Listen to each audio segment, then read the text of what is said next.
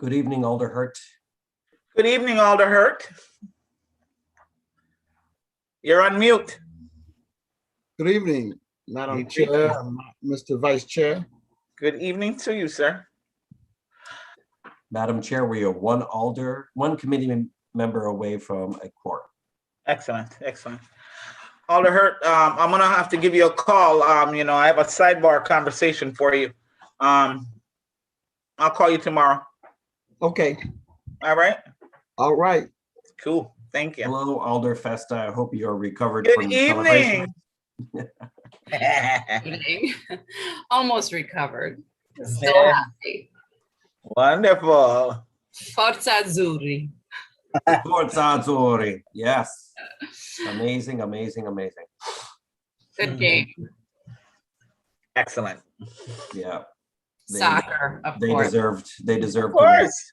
Hey, man, I'm from Jamaica. We do soccer too. Oh, Jamaica is going to be a contender in the Gold Cup. Let me tell I you. know.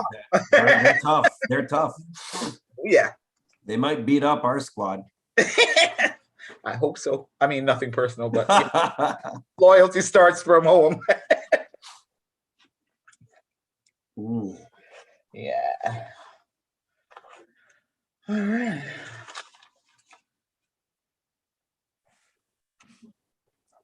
So we have Alder DeCola and us. And we need one more person. Yeah. My recommendation, Madam Chair, is in a minute, if no one else shows, you could probably start reading the agenda, and I assume somebody will show up before you're done. Right? And this very Before we long take action. public notice at the bottom too. Yeah, big, so there's a long. Oh, and here's Alder Alder Walker Myers is here too. Yeah. I think as soon as Mr. Lucas begins the recording, we can proceed. Good evening, Alder Walker Myers.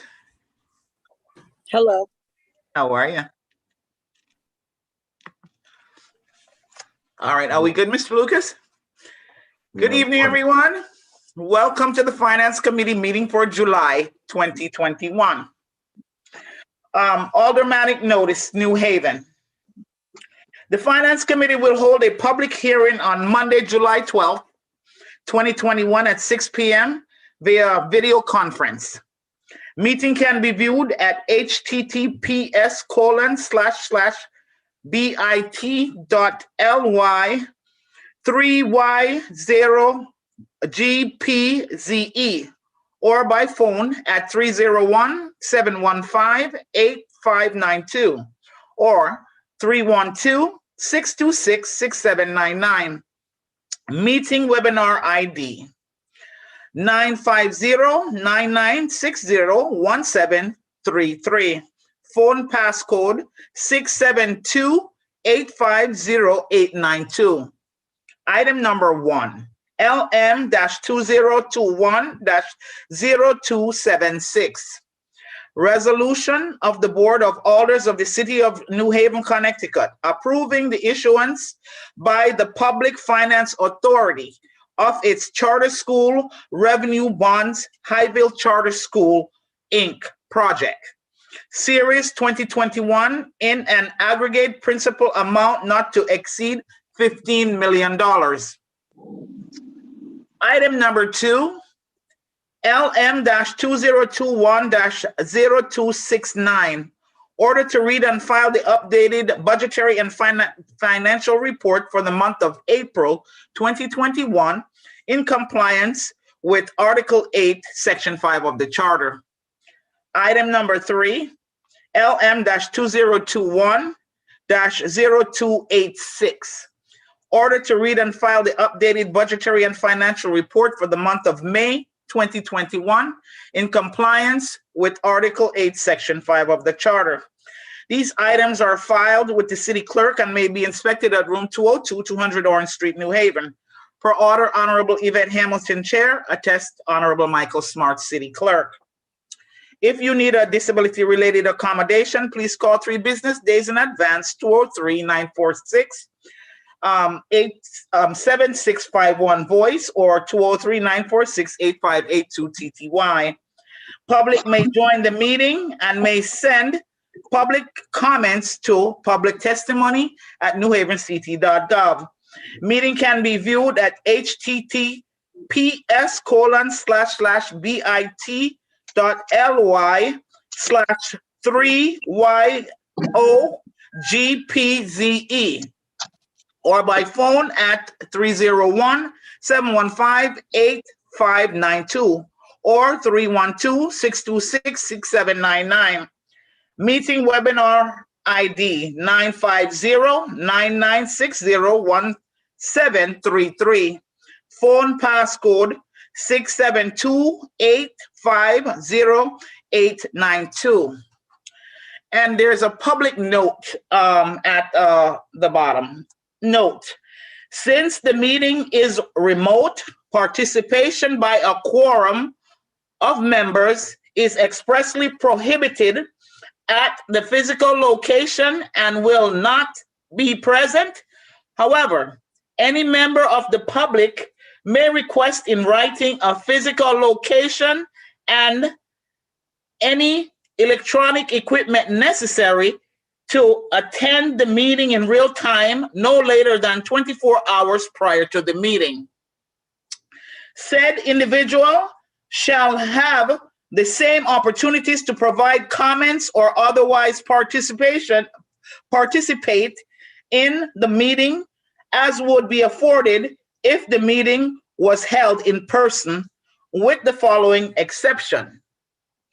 Under law, if such person loses the ability to participate because of any interruption, failure, or degradation of such person's connection to the meeting by electronic equipment, the committee is not required to adjourn or postpone the meeting. And that is the public notice. Good evening, everyone. We will start with the attendance. Adam Marchand. Here. Ernie Santiago. Salvatore DeCola. Present. Jeanette Morrison.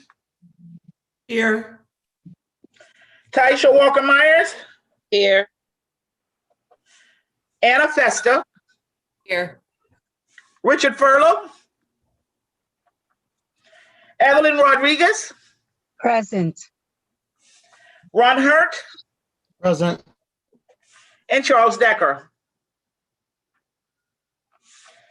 All right, thank you, everyone. Are there any alders on the call that are not members of the committee? No. All righty. Thank you all for joining us this evening. As per usual, before we start the meeting, we'll give Vice Chair Marchand the opportunity to just go over our procedure, and we'll go right into the items as presented. Thank you, Alder Marchand. Go ahead. Thank you, Madam Chair. I'll be brief. We're going to follow the procedure that we have followed for more than a year now during this time when we've had remote meetings. The chair will invite the makers of the item to come before us for the presentation of the item. And then alders will be given an opportunity to ask questions in the order of the roll that Madam Chair just went through to take attendance. We ask folks please to limit their questions to 4 and to the item. And depending on time, the chair may, at her discretion, give alders a second opportunity to ask questions after everyone the list has been gone through. And we'll do that for the items that we have this evening. We would ask members of the public, please to keep their comments germane and on topic. We do not have a large number of members of the public here at this point. So at this moment, we don't foresee a time limits to testimony, but the chair reserves the right to impose time limits to public testimony should we suddenly have many people showing up to testify on any of these items. Finally, I would just note for folks that there are 3 items on the agenda, but effectively there really are 2. There's the Highville Charter bond issue, which will be the first item, and then there are the 2 monthlies. We will split the agenda in half so that item 1 will be presented, committee members will ask questions, and then Madam Chair will invite members of the public to testify on item 1 only. When that's done, we'll move to item 2, and 3, we'll take them together. And then after the back and forth between the committee and the Director of Management and Budget, we will then ask for public testimony on items 2 or 3. And then we will close the public hearing and vote on all 3 items. They are all 3 voting items this evening. The first is a yes or no, and the second and third are read and file. Thank you, Madam Chair. Excellent. Thank you, Vice Chair Marchand. And with that, we'll start with the first item on the agenda. Mr. Lucas, you have the floor for.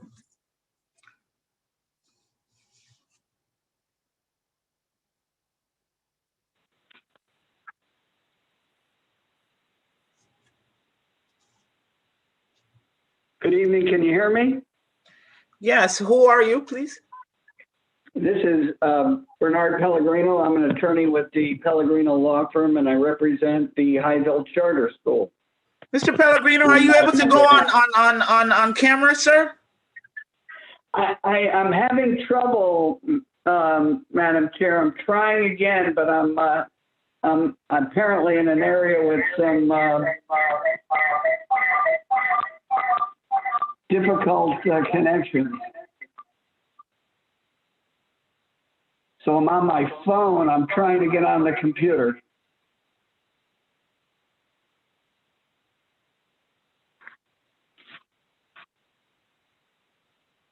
I don't think my internet connection is going to work. I'm sorry. I don't think my internet connection is going to work, Madam Chair. So your only option is by the phone? By telephone.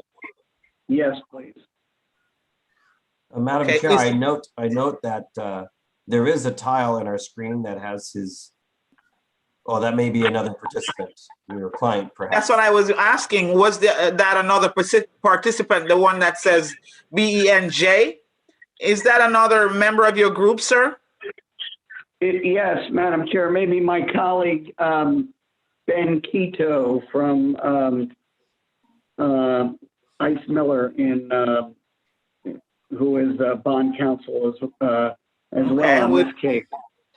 Well, you know, I would prefer all presenters be on camera. However, you seem to be having some tech challenges.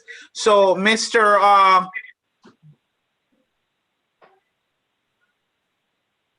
Madam Chair, we're not able to hear you at the moment. And while you get your audio sorted out, let me just recognize Alder Richard Furlow, who has joined us.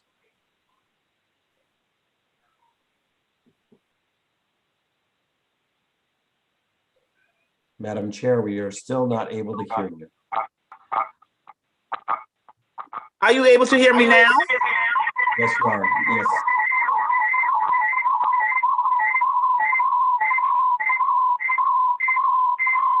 And Mr. Pellegrino, I think you'll have to go on mute for the moment. Yeah, I'm sorry about that, Mr. Vice Chair. So, Madam Chair, are you able to be heard again?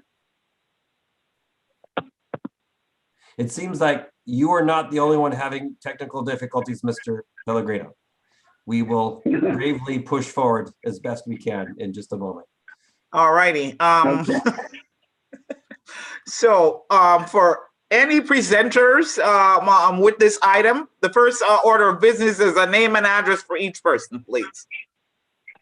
Very good, Madam Chair. This is Bernard Pellegrino, 475 Whitney Avenue, here in New Haven. And I represent the Highville Charter School. Okay. Next person. This is Ben Quito. I am with the law firm of Ice Miller. We are at 250 West Street in Columbus, Ohio, 43215. All righty, folks, you may proceed. Thank you, Madam Chair. And again, I apologize for my inability to be with you, at least on the video screen, just having some issues here. I'm out of town. for a few days. I just can't get this connection to kick in. But in any event, our firm represents the Highville Charter School. The Highville School is located in Science Park at 300/320 Mansfield Road. And we've been in that location since 2015, when we were last before the board, coincidentally. At that time, we were seeking approval similar to tonight from the board for the issuance of tax-exempt public bonds for costs relative to the acquisition of the school at that time and necessary renovations to put the building into condition for the operation of the school. And at that time, the board acted favorably, which we were greatly appreciative of. We're back again 6 years later because we are looking to refinance the bonds that were used for the loan acquisition to achieve more favorable financing rates and to do some additional work on the building, improvements that will assist the school in meeting its obligations and providing better services to its students.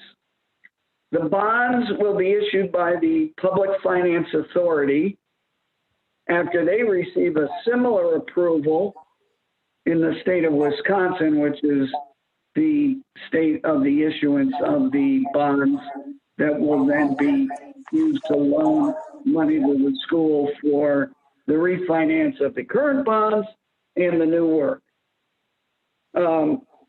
The city is not obligated, obviously, in any way for the repayment of the bonds, but federal laws, particularly the IRS laws, require approval of the governmental authority in both the state of issuance and which is Wisconsin, and where the project is located, which is New Haven, after a duly noticed public hearing. And we went through the same process in 2015 when this committee made a favorable referral to the full board of aldermen, who then unanimously approved the resolution. And we are back before you tonight, respectfully seeking the same favorable, positive referral to the full board tonight. Thank you. Happy to answer any questions there are. Does Mr. Keto have anything to add before we go into the questions, sir? I do not. Bernie covered everything. Thank you. All righty. Alder Marchand, you're up with questions, sir. Thank you, Madam Chair. I really just have two. To me, this item seems fairly straightforward, and it's not a site plan review, so I'm not going to ask 1,000 questions about the details of the renovation. But I think it is useful for this committee to have a little bit of information about the nature of the renovation that's proposed, just because it's the programmatic reason, part of the programmatic reason for the refinancing. And then my second question is, I found the name of the bond issuing organization kind of odd, because it sounded like a governmental entity, but I don't think it is. It might be interesting for us just to know more about who the public, let me see.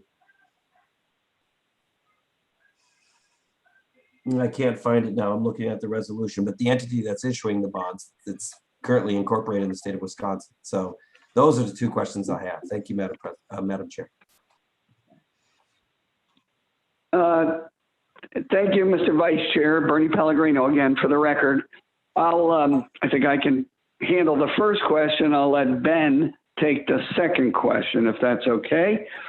The first question is, the answer to the first question is multiple renovations, primarily new roof on the building, the parking area resurfacing or repaving. It's probably going to be a strip and, entire repaving of that parking surface. And heating and ventilation, HVAC, new heating system, new air conditioning. Those are the three major ones. I guess the maybe 3A will be new flooring, removal of some old carpet and replacing that with a non-carpeted surface, some sort of a tile or new flooring material. So those are, I think, the major improvements and renovations that are needed at this time. And then maybe, unless you have any further questions on that, I'll turn it over to Ben to talk a little bit about the Public Finance Authority, which is, I think, the name you were looking for the bond issuer. Thank you, Bernie. Happy to. So the Public Finance Authority is a governmental entity that was established under the laws of the state of Wisconsin for the purposes of facilitating projects like this, and both helping schools like Highville access the capital markets by issuing conduit revenue bonds that they can't issue directly themselves, and kind of alleviating the burdens of local government's involvement in that process. So rather than going through the Board of Alders or the city process and taking up your time, the Public Finance Authority was created specifically for the purpose of kind of streamlining the process and access to tax-exempt bond financing for borrowers who go through this process. And that's how the deal was done in 2015, which is why the deal is being done as a refinancing through Public Finance Authority again this year. Thank you for that response, Attorney Pellegrino and Attorney Kito. I appreciate it. So then, is the Public Finance Authority an entirely subsidiary of the Wisconsin state government, or is it a multi-state governmental agency? It seems like it doesn't really just do business with charter schools, or what kind of? That's correct. So it was formed by several entities, both in Wisconsin, sort of that's where it gets its governmental nexus, and the National League of Cities is another, and the National Association of Counties are two of its sponsors. So its statutory authority sort of sits within Wisconsin, but it was created for the purpose of helping to finance projects like this throughout the country. So that's hopefully that answers your question. It does. And my final question, thank you for your patience, Madam Chair, is can you tell us more about the requirement to have the local jurisdiction give an approval, even though the city of New Haven's not in the least bit on the hook for the debt that's being refinanced? Sure. We're not going to make payments, for example. Right. So that's part of the tax code that came into effect in 1982. And the thinking behind it is that even though the city is not involved really in the bond issuance, the IRS wants to make sure that entities like the PFA aren't out there financing projects that aren't welcome where they're located. And so this gives the public an opportunity within the city to tell you if they were to object to or support the project. So that's the purpose of the public approval requirement. Okay. Thank you, Attorney Kiddo. Thank you, Madam Chair. All righty. Thank you, Vice Chair Marchand. Moving right along, Alder Ernie Santiago, thank you for joining us. Thank you. I've been trying to get in since 5:55. Oh, okay. Lucas finally helped me. But no, I have no questions. I appreciate it, Madam Chair. Thank you so much. Alder Nicola, any questions? No, my colleague kind of asked the questions I was thinking of. So All right. Thank you. Alder Morrison, any questions? No questions, Madam Chair. Thank you. All righty. Alder Walker Myers? No questions, Madam Chair. Thank you. Okay. Alder Festa? Thank you, Madam Chair. Just one question regarding the property itself. Is this something you rent from a management or from Yale University, or do you own the piece of property? Just curious, because it sounds like you're covering the roof, the parking, and wondering what the lease agreement is, if there is one.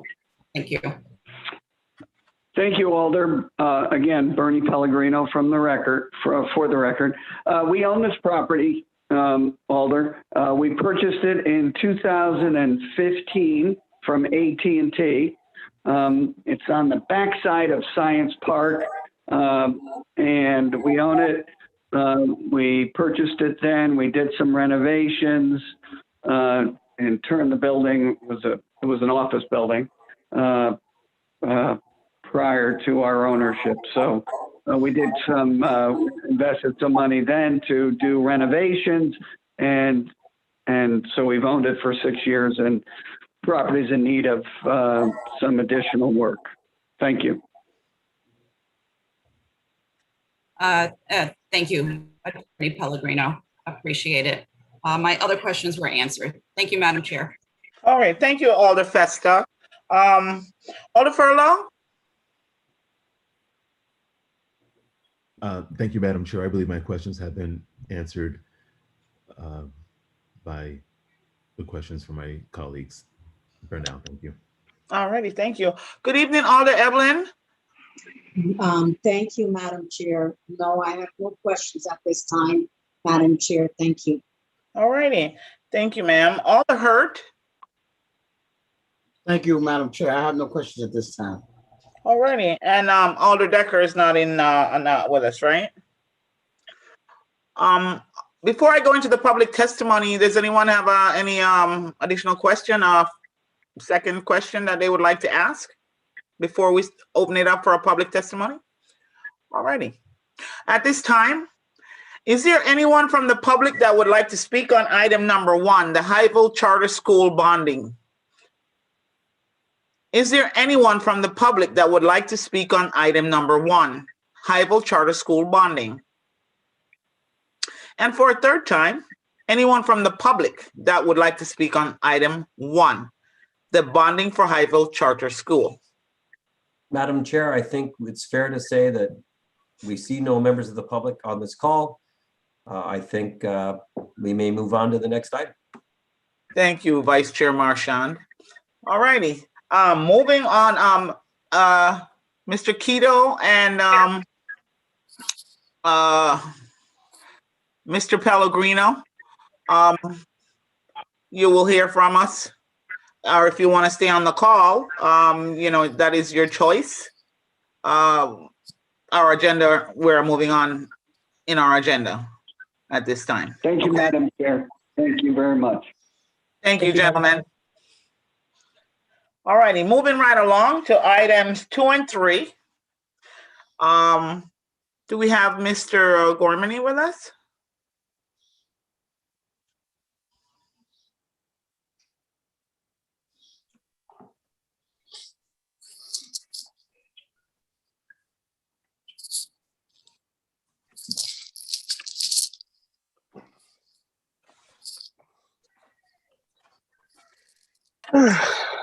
Good evening, Madam Chair. How are you? I'm well. How are you, Mr. Gormany? Nice to see you. How are you doing? I'm doing all right. Thank you. Great. Thank you for joining us this evening. Sure. May we have your name and address for the record? Absolutely. Michael Gormany, City Acting Controller and Budget Director, 45 Jefferson Road, Rockford, Connecticut. Thank you. Go right ahead, sir. If Mr. Lucas can just give me share screen, I will share the monthly as we go through it. The most recent monthly, the May 2021. Yes, thank you.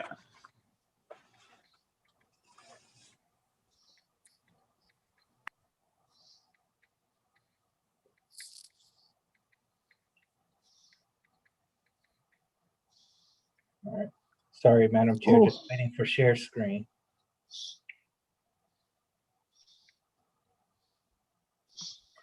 No worries. Take your time.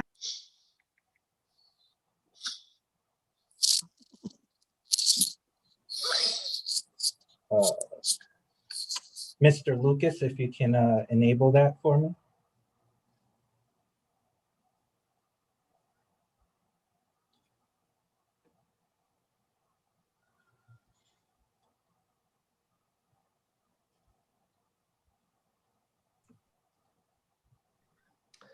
Madam Chair, I do not see Mr. Hayden, so we're waiting for Mr. Lucas or Mr. Hayden, Yeah. whoever's behind the BoA Finance Committee tile. Right. So I'm sure it'll happen in just a moment. Bear with us, Mr. Gormany, please. No, no problem. Thank you.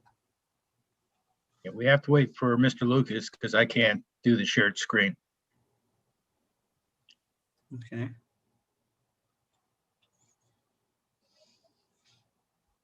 All right, there we go.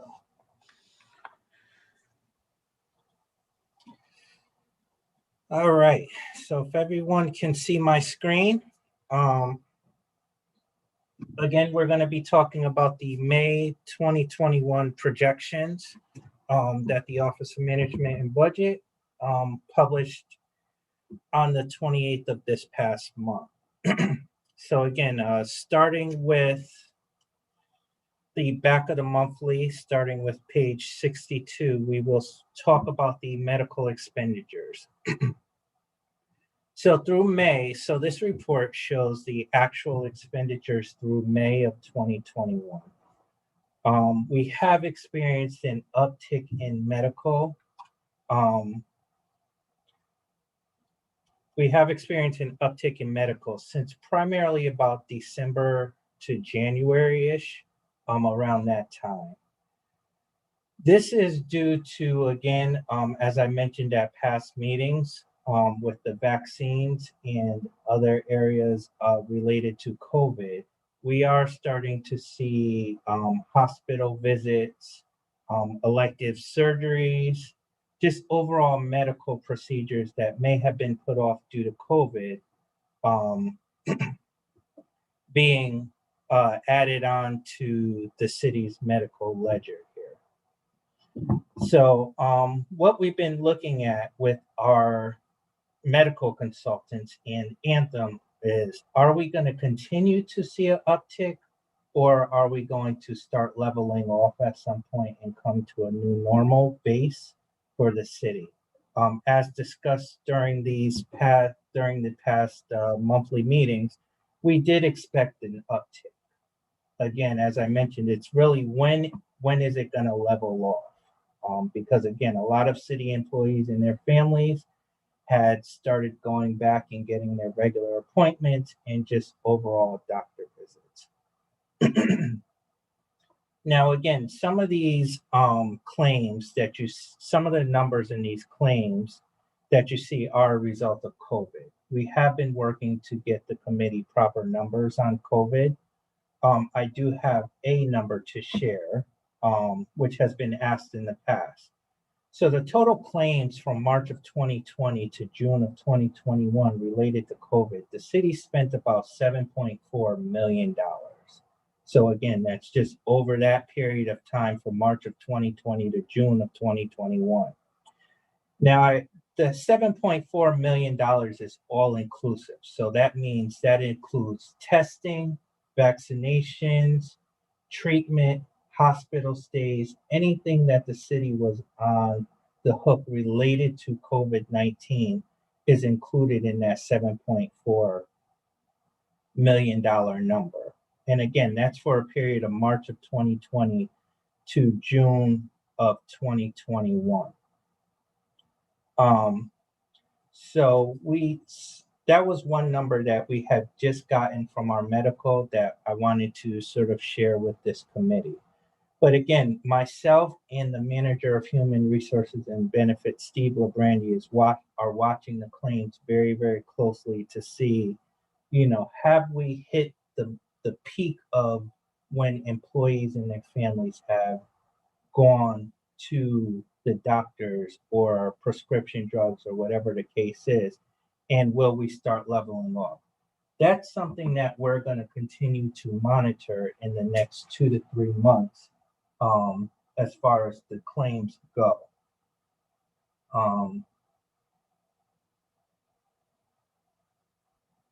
So that's what we're going to be watching in the next 2 to 3 months as we get through the months of June, July, and August primarily. Because again, what we want to do especially for budgeting purposes, is see what is the established baseline of what we can expect in medical costs over the next few years.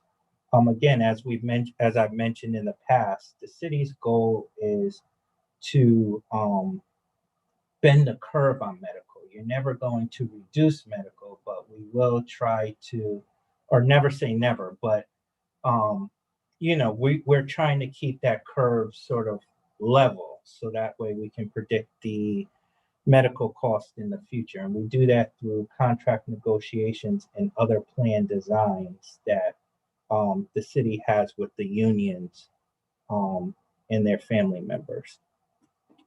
So looking at this projection down here, what you can see is based on the projection, again, July through May are actual numbers. Again, as I mentioned in the past, we do see lags, so those can change. Generally, we don't see them change drastically, but you can see some slight modifications.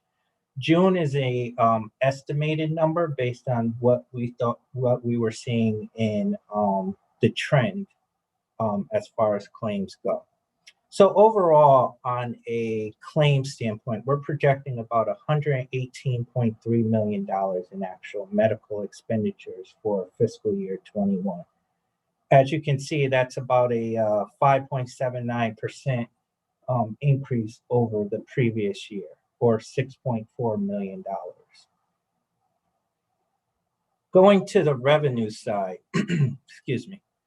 As you can see, the outside non-general fund revenue, again, that's employee cost sharing, grants, the contribution from grants that we get for employees related to medical. As you can see, we're projecting a little bit under fiscal year 1920. So we're projecting about $28.1 million in actual revenue that would have come in from what we call outside non-general fund revenue.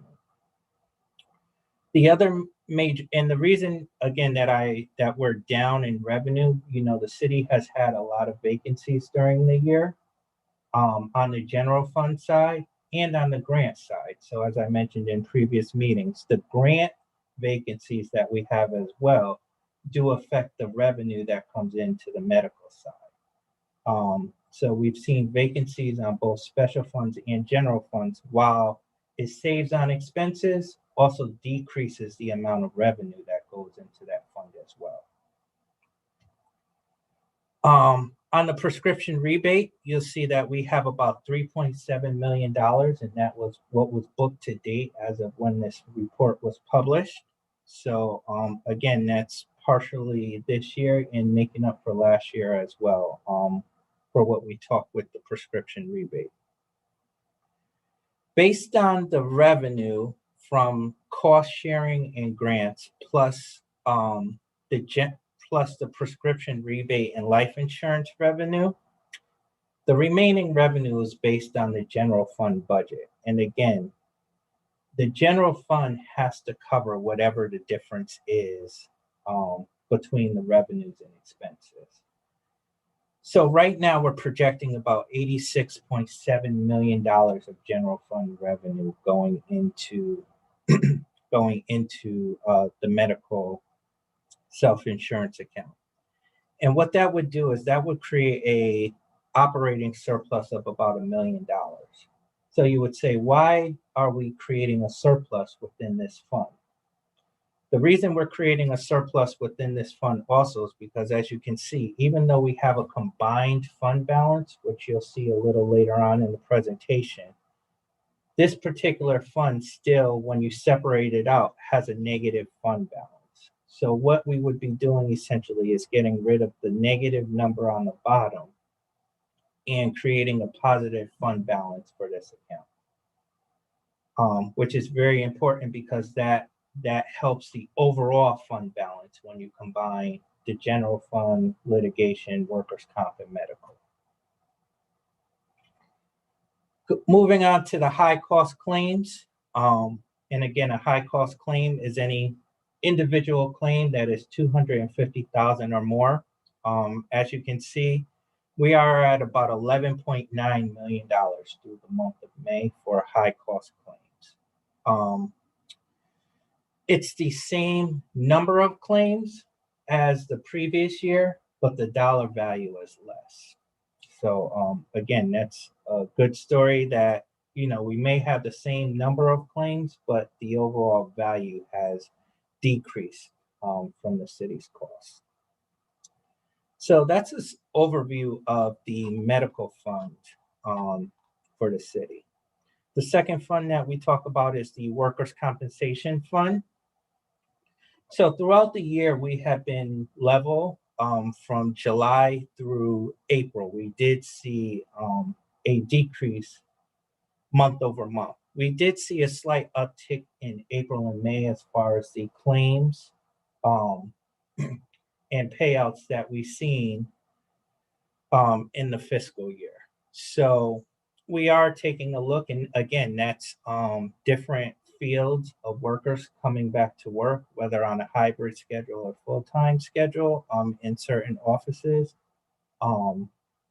and the overall revamping of the workers' compensation program. So we've been taking a hard look at the actual claims and anything that has been a year or older, and trying to look at those claims, get the workers back to work, or whatever the case is, whatever the outcome is for workers' comp. So again, we started this about 2 years ago.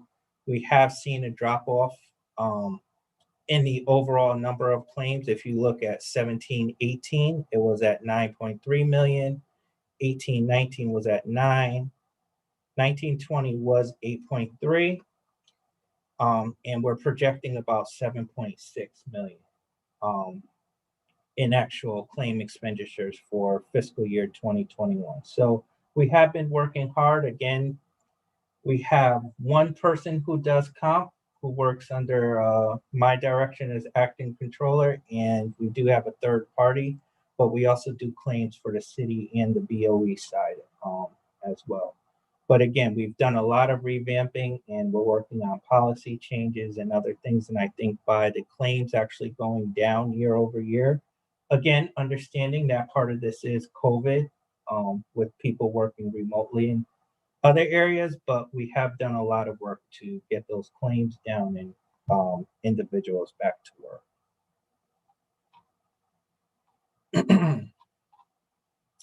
On the litigation settlement fund, we are projecting about $1.1 million going into the fund as actual expenditures, and about $2 million of revenue. Again, part of that is due to COVID with courts and other legal entities being closed. That did play a part in the fiscal year 2020-2021 expenses. So again, with $2 million, approximately $2 million of revenue going in, that also does give us a slight cushion going into into this current fiscal year that we're in 21-22, in case we do see an uptick in any of the claims, since courts and everything else have been reopened for the past few months or so. So the litigation settlement committee, though, has done a lot of work in working with city departments and just really analyzing a lot of the claims that come through that committee as well. So I think it's the litigation settlement committee has looked at the claims through an analytical view, and questioning city departments and seeing how policy can also help keep those claims down as well.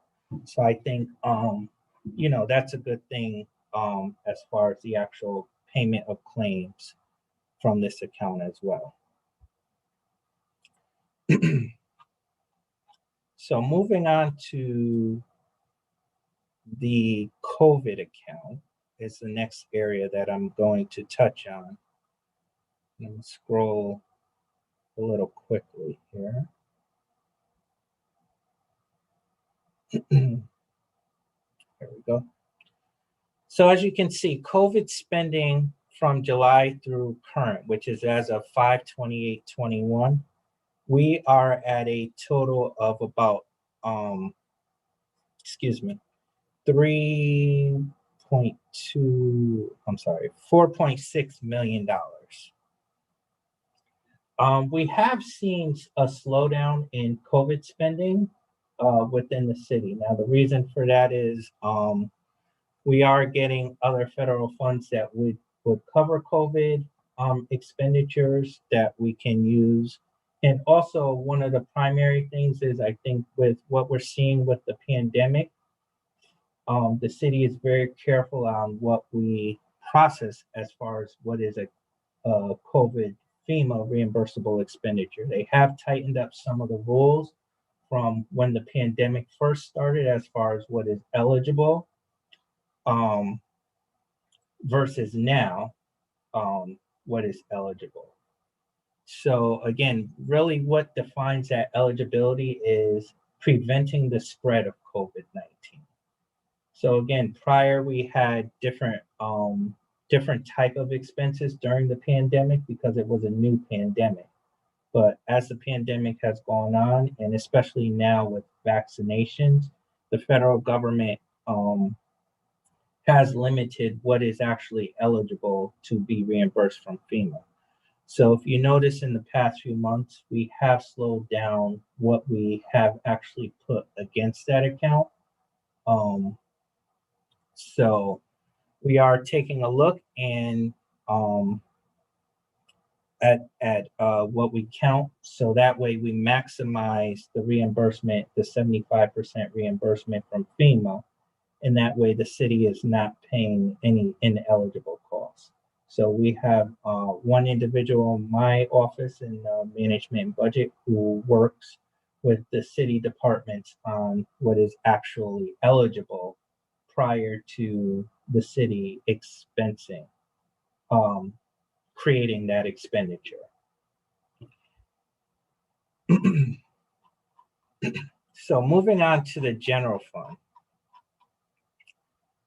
As of the May 2021 monthly, you can see we had a $17.8 million deficit in the general fund. We had about $2.9 million in expenditures and about $14.8 million in revenue shortfalls. The second box here is what I was just talking about a little while ago regarding the fund balance. If we were to end with this scenario, this is what the city's combined fund balance would look like. So again, we would go from about a $17.8 million fund balance to a $1.8 million fund balance. If this was the ending operating result of the four major funds that make up our fund balance. So starting with revenues for the city as of the May monthly. So property taxes. As you can see with property taxes, we've sort of bounced back on property taxes. A few, probably I believe around February-ish, that was a slight concern of mine with property taxes because we had been down from the previous year as far as a collection rate, percentage rate when you compared February to February. But I can say we have bounced back. Now, part of that being down back then was also due to the different programs that we had in place based on the state that were not over until around April, so the tax deferral program.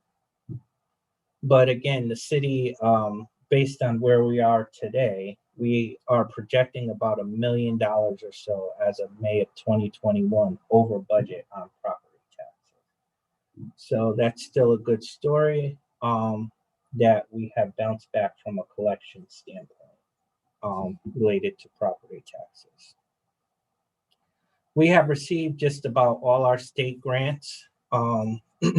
Again, as of May of 2021, the only big outstanding grant was the grant for municipal projects of about $1.8 million. I can tell you we did receive that grant. That usually comes end of May, beginning of June. So we just didn't have it in time when this monthly was published, but we did receive that grant.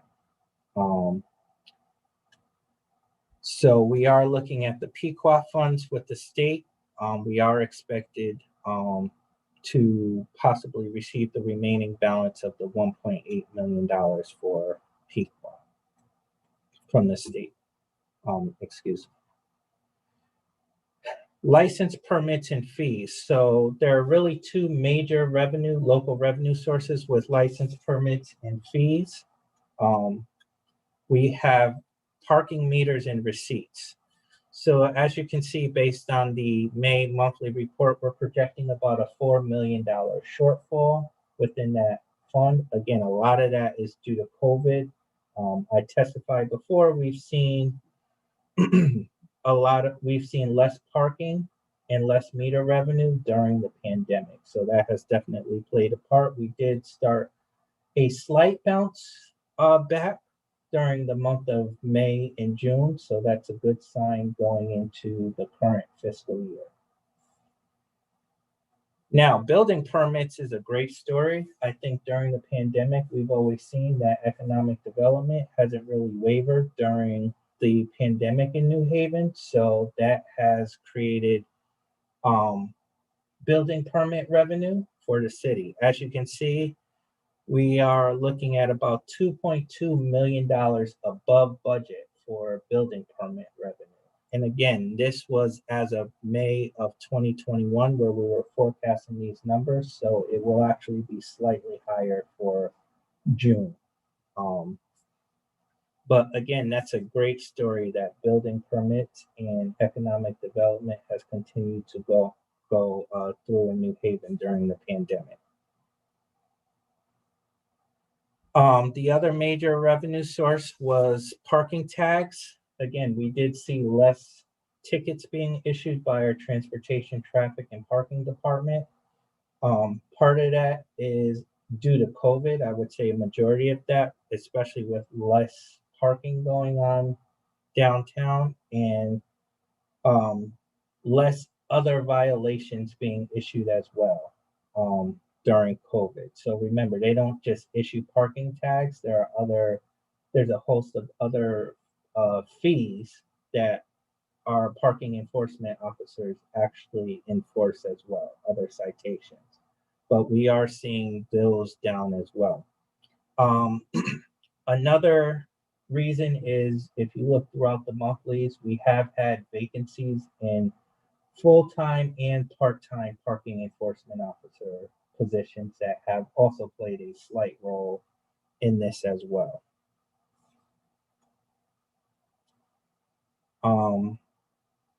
Just looking, one of the other major revenues, real estate conveyance tax, you'll see we're projecting about $850,000 above budget for real estate conveyance tax. That has to do with a lot of the residential and commercial sales that go on in New Haven as well. So that's a great story for us as well. That property is also selling in New Haven and generating revenue, which is counted in the city clerk's office. One of the modifications that we did see, that we were monitoring very closely is the sale of fixed assets for $1.3 million. We did have approval on some of the properties, but unfortunately they haven't closed yet. And because they haven't closed yet means that we will not recognize them in fiscal year 21, which creates about a $1.3 million shortfall for that fiscal year, for fiscal year 21. But again, LCI is working on some of those properties as we speak. So again, if we have a budget of about $1 million in fiscal year 22 for the sale of fixed assets, so those properties would hit the fiscal year 22 budget. Overall, again, we're looking at about a $14.8 million shortfall in revenue. Going on to the expenses, we have seen a lot of savings during the year in just various departments as far as expenses go. Again, I think I mentioned in the second quarter around the October through December period, the city issued an expenditure savings plan. So we're currently looking at how much funds we save to reduce the deficit. That is not taken into account in this monthly report. That's usually taken into account in the report that we would issue for the month of June. But what we can highlight is, as you can see, we have had a tremendous savings in police. Even though they are over and overtime, we've had vacancies throughout the year that has created salary savings.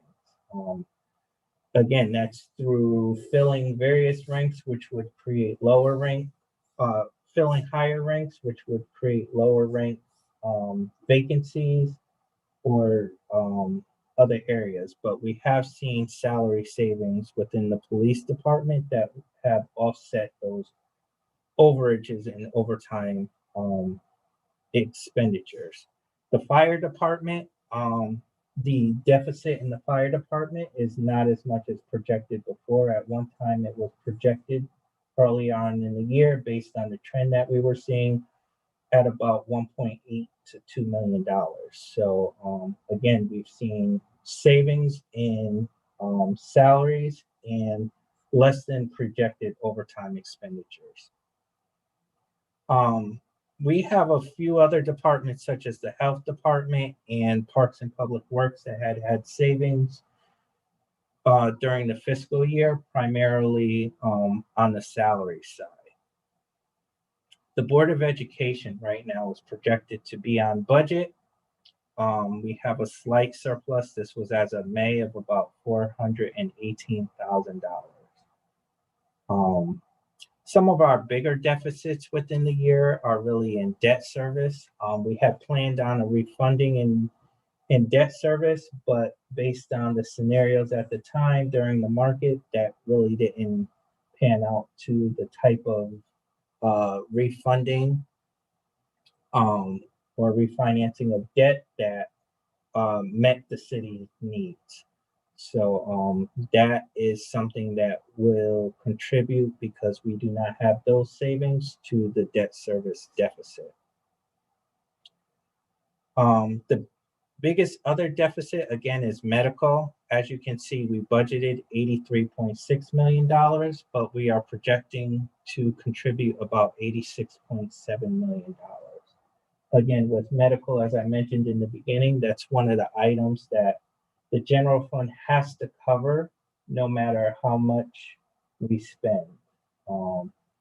So again, we're projecting about $86.7 million, which is about $3 million over what we had budgeted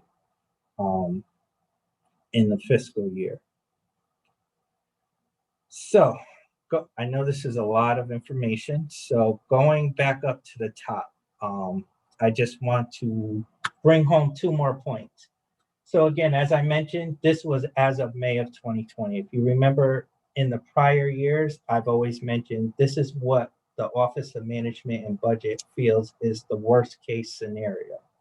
If you remember last year, we were projecting about $14 million in the deficit and ended up with less than $1 million deficit. We are working very hard to close out the fiscal year and hoping to get this deficit down to single digits. And again, I know the question is, how do we actually do that when you're projecting, when you have the May monthly report here? One of the areas that we look at is the actual savings in the police department, which I just mentioned was 1.2 million. I think based on the month of June and the actual overtime spend, and we didn't fill any ranks, so we have additional salary savings other than we were projected. That might go up to about $2 million. We have purchase orders and other items that were committed. If you look at this report, the total amount, and I apologize, I meant to do this earlier, the total amount of encumbered, which are our committed purchase orders, including the Board of Ed, is about 35.2 million. When you reduce the Board of Ed, that's about $10 million. again, my office has had an expenditure control program on since about September or October. So the question is, how much can we save off of that $10 million, which would reduce the deficit? Now, remember, some of those are contractual items, leases, utilities, other areas. So that's something that we take into account. So again, as we continue to close out the fiscal year, the goal of management and budget at this point, which I think is an achievable goal right now, is to try to get this from 17.8 million down to single digits. Again, when we're looking at the monthly reports, we try to project out what we think is the worst case scenario. It's always better to go down in a deficit than up in a deficit. And that's kind of the approach that we take when we're looking at the monthly reports. The second area that I want to briefly touch on is the American Rescue Plan funds. So we are currently looking at the American Rescue Plan funds. As we've mentioned prior, part of the American Rescue Plan funds is to replace lost revenue. Now, again, they have a very complicated calculation, and I was just on a call today with about 150 other municipal finance directors, budget directors, just personnel. To be very frank, we are all very confused at the Treasury guidance that they have put out. But we are all under the understanding that somehow we can use the American Rescue Plan to cover lost revenue. And it's just about linking that lost revenue to expenditures that you've incurred from a various time period that Treasury is going to put out additional guidance for. Again, I've been in contact with other municipalities in the state. I've been on various meetings. We're waiting for additional Treasury guidance on exactly how to count the replacement revenue. The other thing that makes it complicated is the federal government's fiscal year is almost a calendar year. So they gave us 4 points to calculate, which makes it difficult, which is December 31st of 2020, 2021, 2022, 2023, and 2023. So we're currently working with our financial advisors to make sure we calculate the amount of lost revenue that we can. Based on all our calculations, we will be able to count enough to cover, even if the deficit was around 14 or 15 million, we would have enough in ARP funding to cover whatever the city deficit is. Again, my goal is to get that number down as low as possible as we're closing out the fiscal year. So we continue to look at everything and make sure we maximize every resource we have available, because again, the goal is to keep the city fund balance as high as possible, because that is, you know, how a lot of rating agencies look. Think of it as the city's credit. You know, they look at that as part of the city's credit rating. So it definitely plays a factor. But again, I think one of the important aspects is going to be the American Rescue Plan, which again, through all my calculations, through the consultants I've been using for the American Rescue Plan to help the city in its calculation, we will be able to apply enough to offset whatever deficit that the city has for that fiscal year. But again, I will caution with that statement, Treasury is looking at all the guidance on how cities and towns do use and apply and report the American Rescue Plan. So that's going to play a factor as well. So, Madam Chair, I know that was a lot. I will be happy to entertain any questions. Well, it was a lot, Mr. Gormany, and we thank you very much. And with that, I'll start with Alder Marchand. Thank you, Madam Chair. And thank you, Mr. Gormany, for your presentation. It covered a lot of ground and I'm grateful for it. There are many things we could ask about. I'm really going to limit my focus to two areas. The first is what you just finished talking about, the American Rescue Plan Act funding. I'm sure my colleagues remember that back in early June, I believe, we voted on a resolution as a board to authorize the mayor to accept $26.3 million, the first payment of much more that is coming our way. And that resolution designated $20 million to be applied towards COVID-related expenses and revenue losses, and then $6.3 million towards the so-called summer reset program, a mixture of youth, summer, public works, and other programming in New Haven. And so the question I have relates to what kinds of parts of our ledger can those $20 million go toward? I think, but please correct me if I'm wrong, that some of those funds could go towards the separate COVID ledger, where we're trying to get some FEMA reimbursements, but might have other expenses that these funds could apply toward. And that's a separate ledger. It's not a general fund ledger, but it's still there and needs dealing with. And then the other is the general fund balance in terms of revenue losses, and I don't know about any expenses. That seems like those expenses might have been put into the COVID ledger. So that's what I'm trying to understand, if I got that correct, or if it's actually simpler or more complicated than that. So no, that's a great question, Alder Marchand. To answer your question, it's simple and complicated. The simple portion is that you are correct that when I was talking about COVID, that's why less items are eligible for that reimbursement fund with FEMA, because we have different tranches of money that can be used for it. The CARES Act and the American Rescue Plan are the primary big federal funds that we've received in the last year.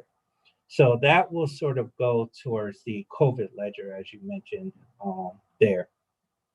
The reason I mentioned expenditures is because that is one of the things that me and my colleagues across the United States are very confused on with the Treasury guidance, because the way you have to do it is you have to calculate your lost revenue, but you have to put it towards government services, which are generally expenditures.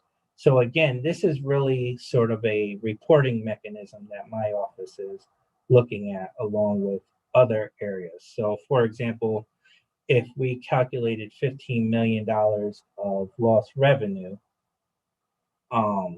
we may possibly have to identify $15 million of expenditures that are related to that lost revenue, that fit within the IRS guidelines, which is really public safety, public health.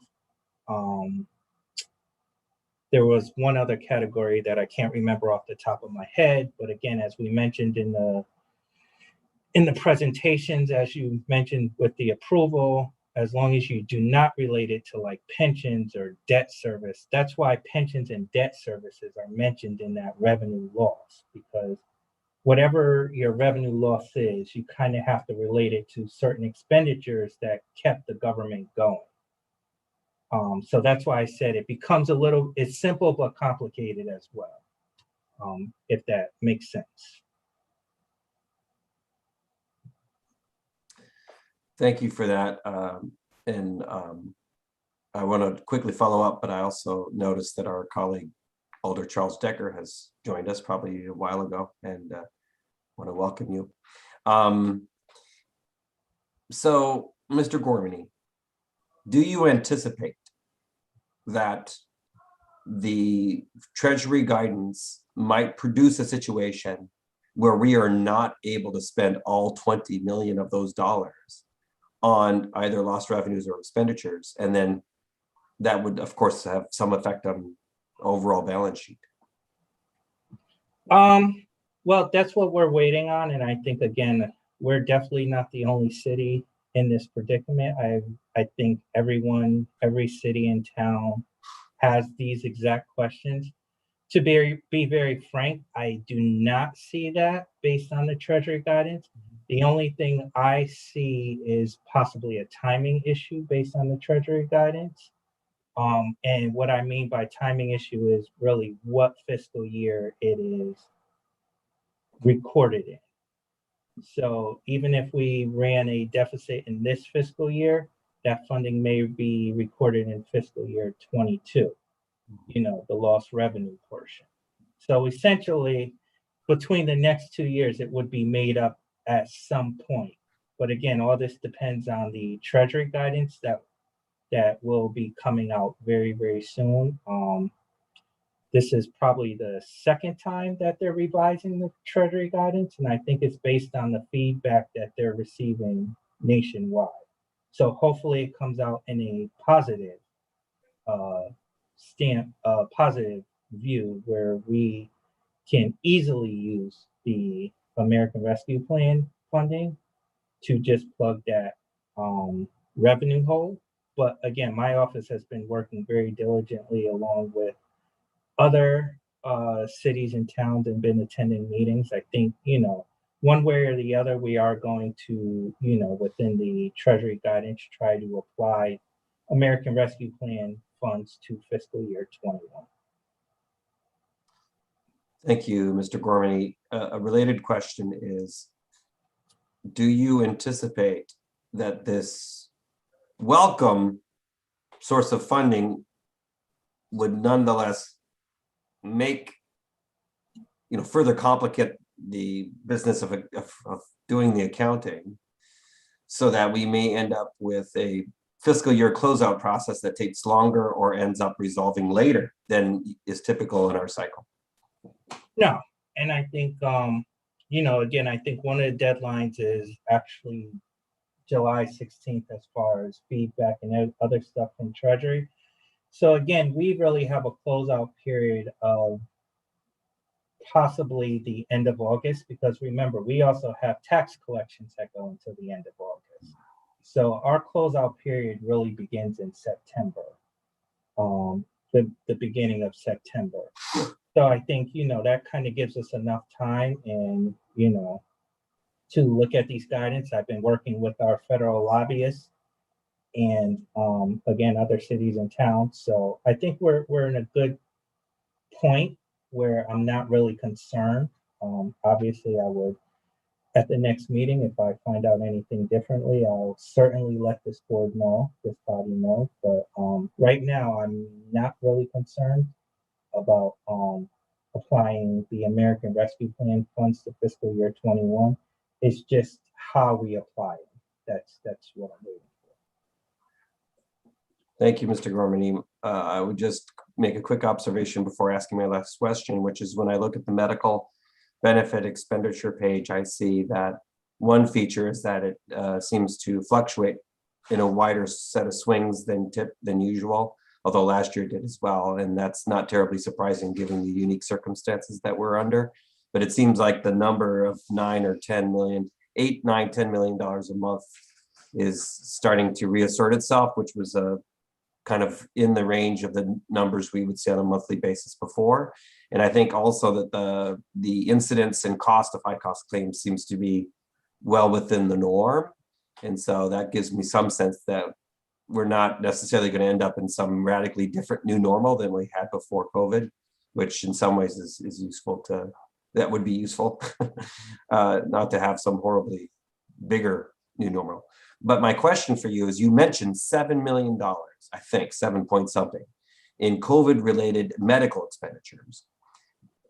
Are those $7 million in this report, or are they pulled out of this claims experience, or some of it is in and some of it is not? And is that $7 million also reimbursable by American Rescue Plan funds or FEMA reimbursements, and therefore might have some effect on this particular balance sheet?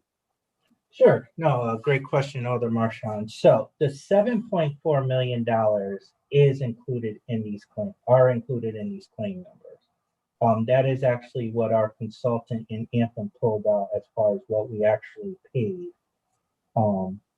directly. We didn't break it out by month, but just an aggregate number. As far as being reimbursed by the American Rescue Plan, So the American Rescue Plan doesn't just deal with general fund. Remember, it deals with government activities. And again, that is one of the clarifications that we are waiting on for US Treasury, because every city and town budgets differently. They all have different government activities. So we're waiting to see, for example, when I calculate revenue loss, I include the city's enterprise funds because that's a government activity. I believe that we can use our 3 self-insurance funds, and I know some other cities and towns, based on the call I was on today, are doing the same thing as far as the overall loss in revenue and how we apply it. So again, that's one of the areas that I have definitely looked at, especially with the general fund contribution having to be about $3 million more than what we actually budgeted. So this is one of the funds that I'm definitely paying attention to, and how we can utilize the American Rescue Plan funding to sort of cover some of these expenses or calculate within the revenue loss. Thank you, Mr. Gormany. Thank you, Madam Chair.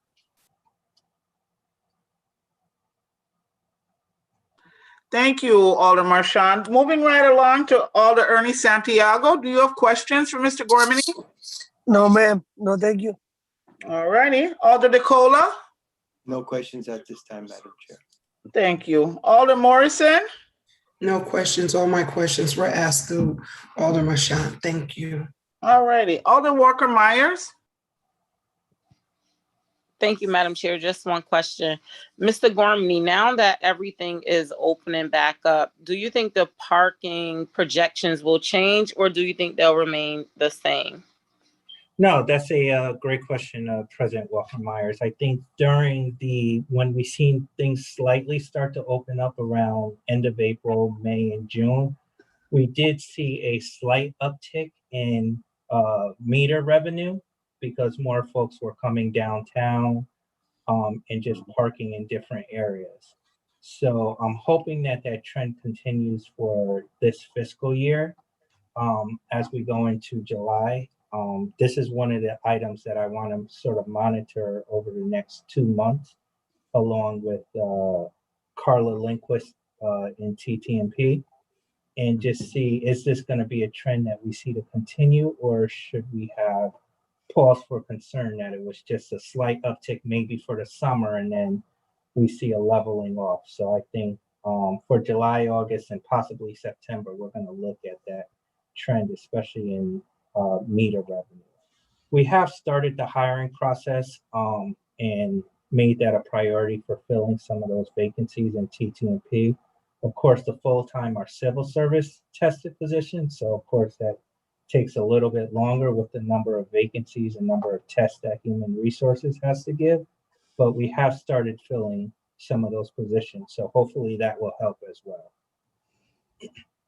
Thank you. Thank you, Madam Chair. Thank you, President Walker Myers. Moving along to Alder Festa. Thank you, Madam Chair. I hope this question makes sense because I jotted down my question really quickly as you were explaining it about FEMA reimbursement. And I think you mentioned something about they're still trying to figure out how they're going to reimburse. And do you know if one of their thoughts is based on the number of vaccinated residents within a municipality or COVID numbers within a municipality, et cetera? Absolutely. I think I understand your question, Alder Festa, and I'll be happy to elaborate a little bit on it. So we have the normal pandemic account, which is listed in the monthly report. Again, when the pandemic first hit, I think there were a lot more eligible items than there are now.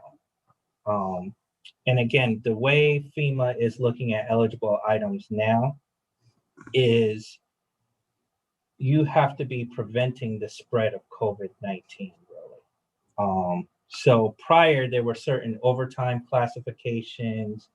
In the beginning, if I brought signs for the COVID-19 pandemic, that was eligible, just various activities.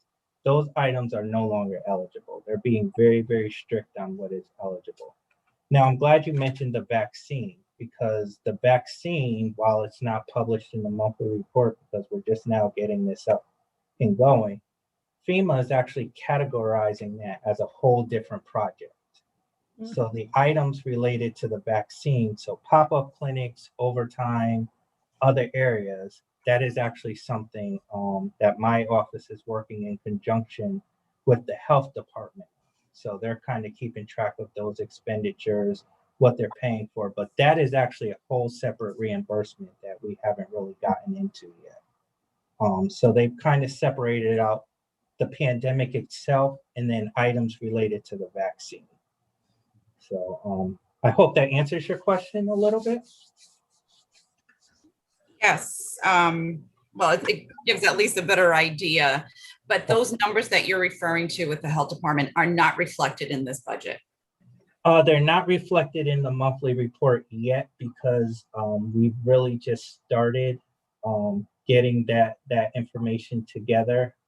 As you know, a lot of stuff with vaccinations and other things went very, very quickly. So it's a lot of data entry and other things that they're gathering so we can submit to FEMA. I'd be happy to share with this board, or I have thought about, adding maybe a paragraph in the monthly once we do get that data set in related to vaccinations. Okay, that would be great. Thank you. Let's see, I'm just going down. American Rescue, those were answered. I have here clarify COVID versus routine, and I think this had to do with testing, vaccination, treatment, and hospital stays. And it could be also reflecting on reimbursement if they're looking at whether something was COVID related versus routine and what are they looking for. But if it's confusing, don't worry about it because I'm not sure what. That was way in the beginning when you started the explanation on the budget. So that goes into Alder Marchand's question prior. That's the $7.4 million that I mentioned. That's just strictly medical claims. So that's strictly claims, testing, hospital stays or visits, vaccination, whatever. That's just the city's overall cost from March of 2020 to June of 2021. Okay, so it's everything COVID related and routine, et cetera. Having to do with medical expenditures, correct. Okay.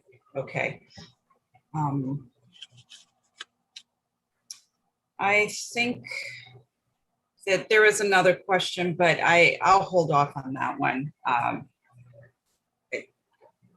I'm just curious about the increase in medical. Actually, no, it was workers' comp. That's what it was. It was workers' comp that was increased.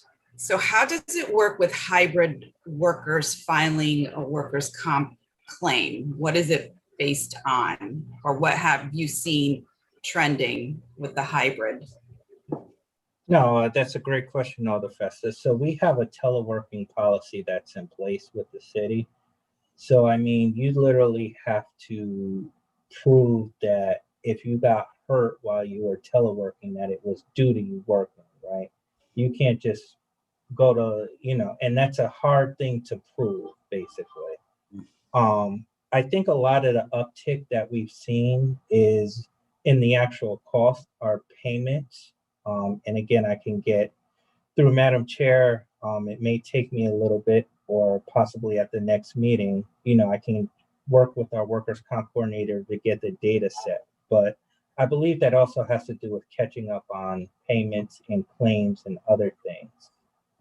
So it may not always be about actually issuing a claim or a claim itself. It may just be catching up because of COVID. We also did switch our third-party administrator from Kerma to their company name is PMA. So there was also a transition period from March to now. We're still in the transition period as far as claims and other matters go.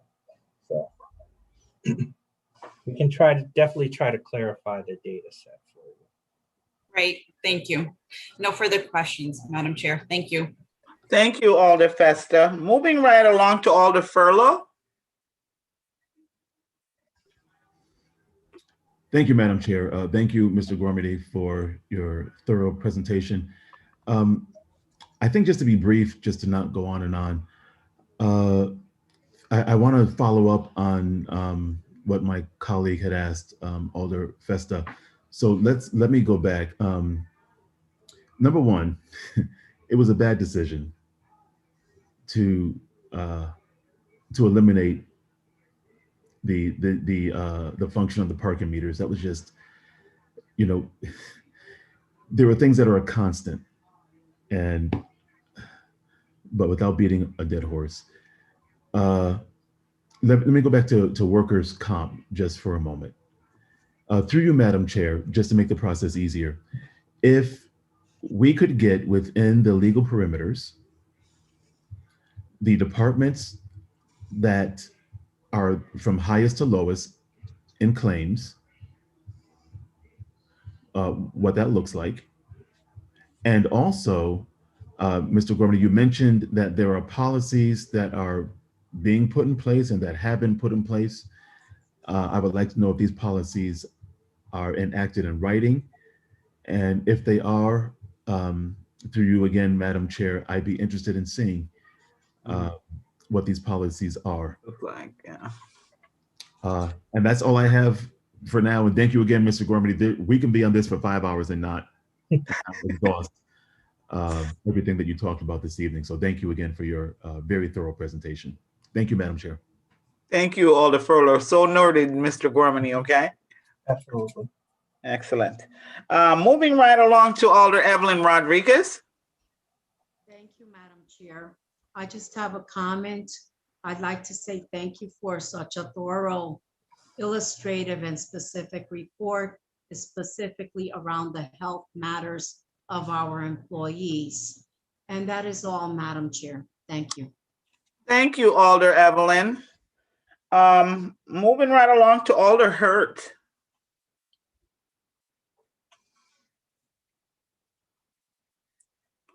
Alder Ron Hurt.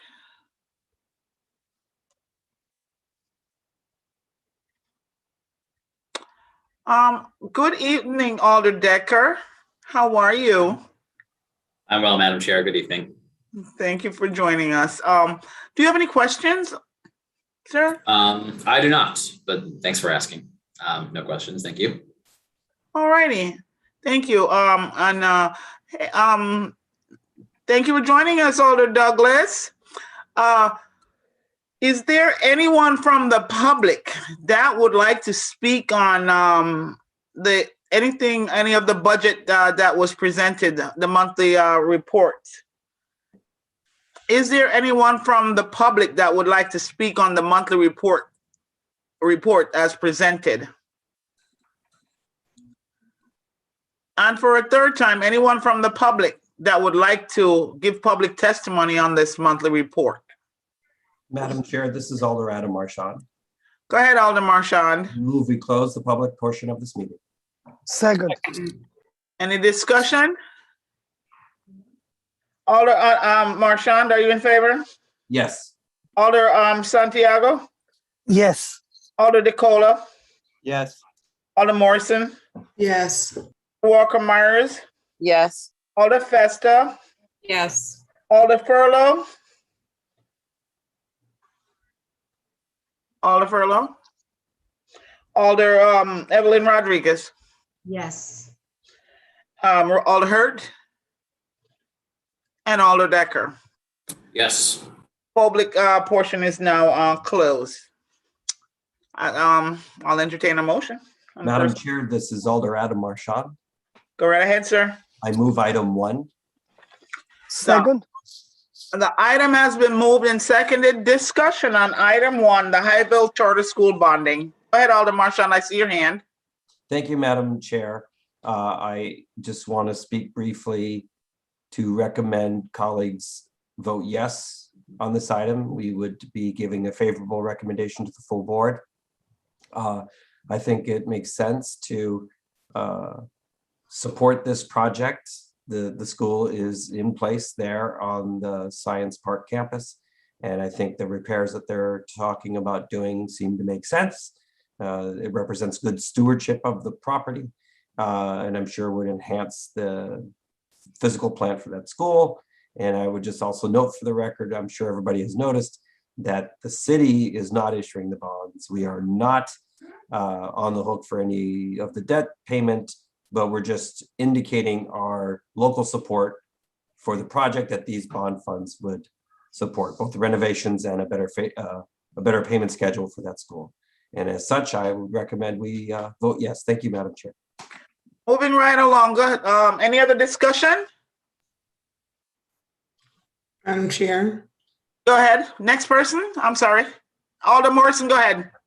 Oh, I just stand in support of this item. I'm happy to see the school do these type of things and not wait until everything is so broken that is unrepairable and you would need to build a new building or whatever it is that they need to do. I think this is very good stewardship over the building, and I'm glad to know that they're able to issue these bonds, and that as a city, even though our children definitely benefit from this school, which is not in Dixwell, but is right next door in Newhallville. And so I'm happy to see that this school continues to produce such wonderful young people. And I'm glad that we're able to help them with their process to get whatever funding they need to make sure that the environment is positive.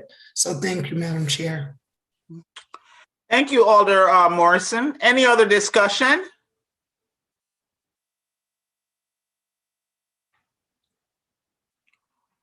Any other discussion from colleagues? All righty, at this time, Alder Marchand, are you in support of this item moving forward favorably? Yes. Alder Ernie Santiago. Yes, ma'am.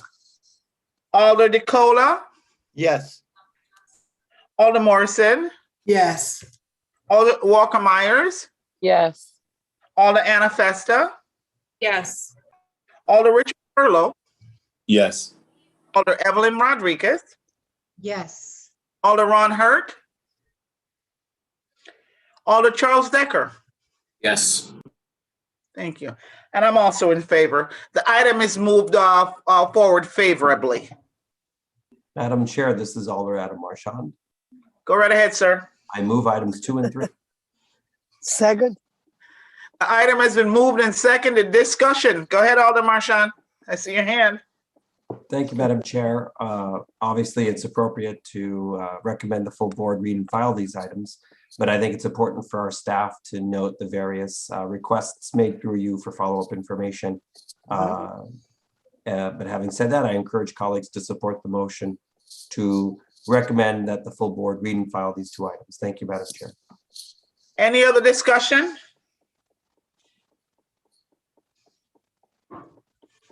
Any other discussion from colleagues? Alder Marchand, hearing none. Alder Marchand, are you in favor of reading and filing items 2 and 3? Yes. Alder DeCola.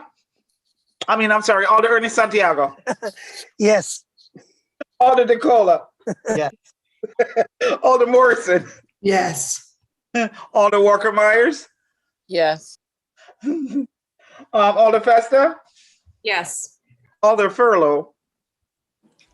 Yes. Alder Evelyn Rodriguez. Yes. Alder Ron Hurt.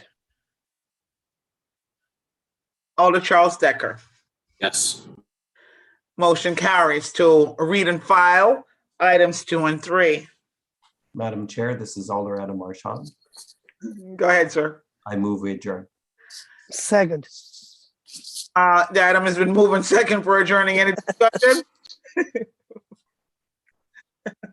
All righty, Alder Marchand, are you in favor? Yes. Alder Ernie Santiago. Yes. Alder DeCola. Yes. Alder Morrison. Yes. Alder Walker Myers. Yes. Alder Festa. Yes.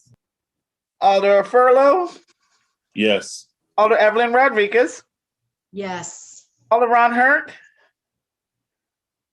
Alder Charles Decker. Yes. Thank you all for being here this evening, and with that, we are adjourned. Have a great evening, everyone. Thank you very much. Good night, everybody. God bless. Yes.